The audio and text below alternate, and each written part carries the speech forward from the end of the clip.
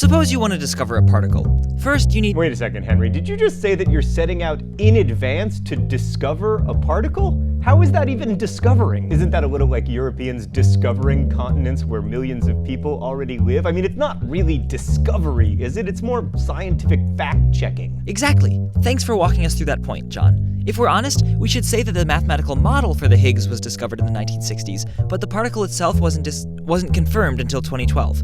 In fact, the Higgs boson isn't even the first new particle to be uncovered at the Large Hadron Collider. The Xi-b particle, basically a heavy version of the neutron, was actually found several months earlier.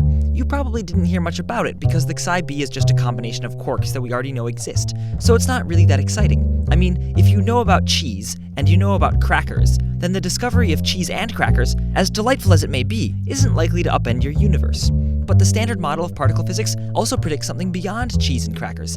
That is, about 1 out of every bajillion collisions should produce a Higgs boson, which then decays into everyday stuff like electrons and photons, which are the same crumbs we catch in the detector all the time. This battle between the tiny chance for a collision to have produced a Higgs-like particle versus all the trizillion other collisions that produce similar crumbs is part of why we need a big machine like the Large Hadron Collider at all.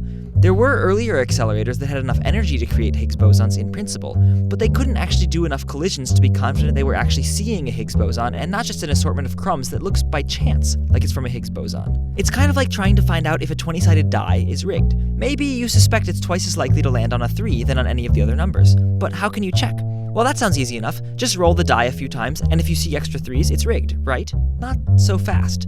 For example, if you roll the die 10 times, there's a pretty good chance that you won't get any 3s at all. That's because even though rolling a 3 is twice as likely as each other number, there are still a lot of other numbers you could roll. So random chance and big numbers can be surprisingly deceptive.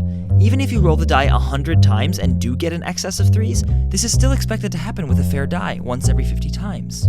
How much are you willing to bet that you actually have evidence for a new particle if there's a 1 in 50 chance you'd get these results by random fluctuation even if the particle doesn't exist? What if a Nobel Prize is on the line? How sure do you want to be? 1 in 1,000?